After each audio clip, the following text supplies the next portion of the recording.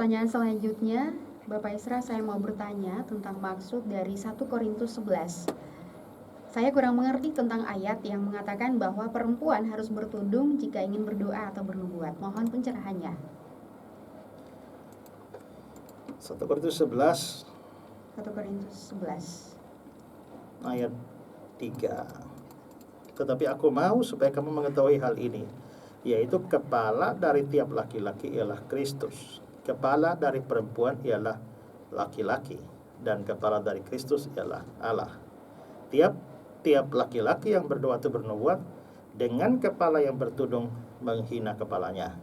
Tetapi tiap-tiap perempuan yang berdoa atau bernubuat dengan kepala yang tidak bertudung menghina kepalanya, sebab dia sama dengan perempuan yang dicukur rambutnya. Sebab jika perempuan tidak menudungi kepalanya, maka harus ia juga menggunting rambutnya. Tetapi jika bagi perempuan adalah penghinaan bahwa rambutnya digunting atau dicukur, maka haruslah dia menudungi kepalanya. Nah, begini, kita tahu bahwa firman Tuhan itu datang, itu tidak terlepas dari satu konteks kebudayaan tertentu, ya. Nah, maka kita, kalau suatu firman datang pada satu konteks budaya tertentu, maka kita tuh harus melihat pesannya, kerikmanya itu apa.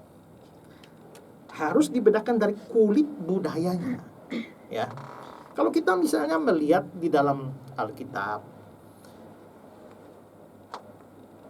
dikatakan bahwa Sarah itu memanggil Abraham tuannya, dan itu dia dihargai, dia dianggap sebagai perempuan yang hebat, yang beriman, karena dia mau memanggil Abraham sebagai tuannya. Nah, apakah itu berarti bahwa perempuan-perempuan terhormat sekarang harus memanggil suaminya tuan? Kan tidak. Tapi karena konteks budaya pada waktu itu memang seperti itu, maka penghargaan dilihat dari kemauan dia menyapa suaminya sebagai tuan. Nah, di dalam budaya Yahudi itu kita juga mesti tahu bahwa perempuan-perempuan yang terhormat itu biasanya memang memakai tudung kepala, ya. Biasanya perempuan yang tidak pakai tudung kepala itu dianggap sebagai semacam wanita tunasusila atau pekerja seks komersial. Dan apabila dia tidak memakai tudung, maka dia dicap sebagai seorang wanita tunasusila, dan itu pasti akan membawa suatu gambaran yang buruk terhadap kepalanya, yaitu suaminya. Dengan kata lain, kalau seorang perempuan menghargai suaminya, maka harus pakai tudung. Dengan tidak memakai tudung kepala, maka menganggap diri atau membiarkan diri dinilai sebagai pelacur, dan itu menghina kepalanya, yakni suaminya. Nah, dalam konteks semacam itu. Nah, kita sekarang dalam hidup kita sekarang ini, apakah budaya kita itu seperti itu? Apakah perempuan yang tidak pakai tudung itu dianggap pelacur? Kan kemudian kita tidak demikian. Malah kalau kau pakai tudung tiap hari, orang jadi bingung, ya. Maka konteks kita tidak seperti itu. Maka kita tidak perlu mengikuti hal seperti itu. Yang penting di sini adalah pesannya apa? Seorang istri harus menjaga kehormatan suaminya. Itu pesannya. Kerikmahnya itu.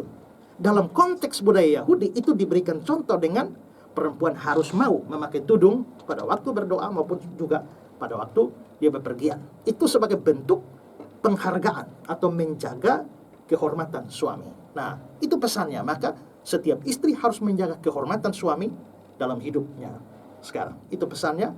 Tapi soal pakai tudung itu hanya kulit budaya yang tidak perlu kita ikuti karena kita tidak menghadapi problem budaya seperti itu. Ya.